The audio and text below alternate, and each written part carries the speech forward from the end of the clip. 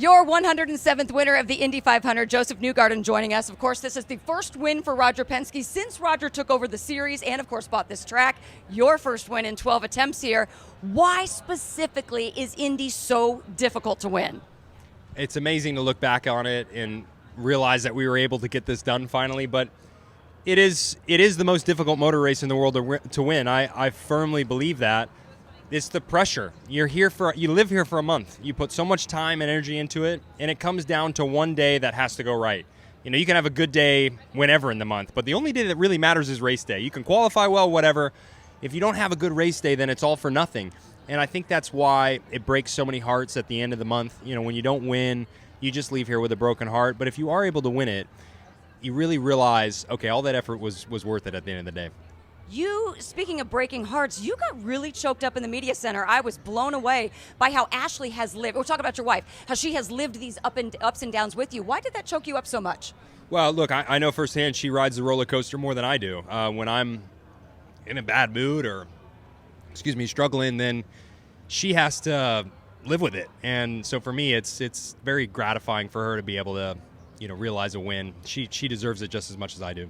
And you've talked also in a lot of these winter interviews about your family, your parents, and how much they've sacrificed. So this is, we could say a team effort, but it's a family effort as well, this win. Oh, no doubt. Look, I mean, you can say that I won the race, but we won the race. It was the team. It's always a team sport. You have to have the car. You have to have the team. You have to have the pit stops. And you internally, on my side, I have to have the team. And I have the family dynamic that made my career possible. I wouldn't be here without all the individuals around me. So this is a big win for everybody that's, around us and in our corner.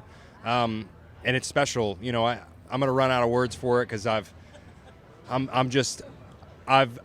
drained my tank of emotion, but everybody deserves this win. And I'm so thankful that we were able to get to this point and realize it together. In talking about your family, you talked about how you were a fan at this event before ever becoming a driver. Where did you sit? What turn? What row? I sat on the inside right behind the pits, towards turn 4. But I've never actually been out. I really would want to sit in turn 1. If I never get to come back here or I retire or whatever happens, I want to sit in turn 1 at some point and watch this race. But I have been inside watching the pit stops right behind in the grandstands. And, I said today, and I really mean it, that there's no bad seat in this place. We all make up what the Indy 500 is, whether it's the media or it's, someone in turn 4, turn 1, or working on the car, or a friend, or it's the driver himself. Everybody makes this event what it is, and it's so special to be a part of it because there's just nothing like it in the rest of the world, and I really cherish that. Nothing like it was your victory celebration. You just started a new tradition, and you said you really knew where that hole was in order to get over to the grandstands. You planned that. Oh, I knew exactly where the access was to the crowd, and I said if I'm lucky enough to ever win this race, I want to go celebrate with the crowd. I just know the energy level here is next level, and I just thought it would be special to be out there with them. But then you were like, okay, I'm doing a crowd surf. I got to get out of here. Well, I planned to go higher in the stands, and then I realized I may get trapped, so I need to probably go back. So I took a moment. It was great. There's a couple people that I hugged, and then I went back to the track. I was like, we got to go attend to business now. Those people will never forget that moment thanks to you. Crazy. All right, real quick before we let you go, you're drinking a beer. You had McDonald's. You are a fitness nut. We've got drivers in there. Tony Kanaan saying you got the best abs in the world. Who is it? Sage Karam or no? Santino Ferrucci, who talks about your cheekbones. This is the diet breakfast of champions. Somehow, the worse I eat, the better things go. I don't know why. But no, there's a process. I think everybody in this championship works really hard. That goes without saying. I respect everybody out here because there's so much competition these days, and it's hard to find an edge on anybody.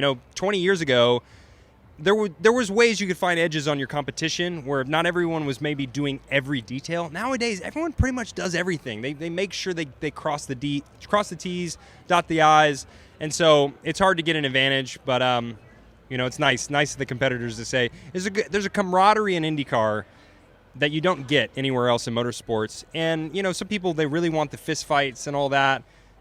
And look, I want hard racing. I want people to beat and bang on each other and be fair. But I just love the respect that we have in this paddock. It's really unique, and it's what makes IndyCar. Go celebrate. You've got a million more interviews. Thank you very much for taking the time. Thank you.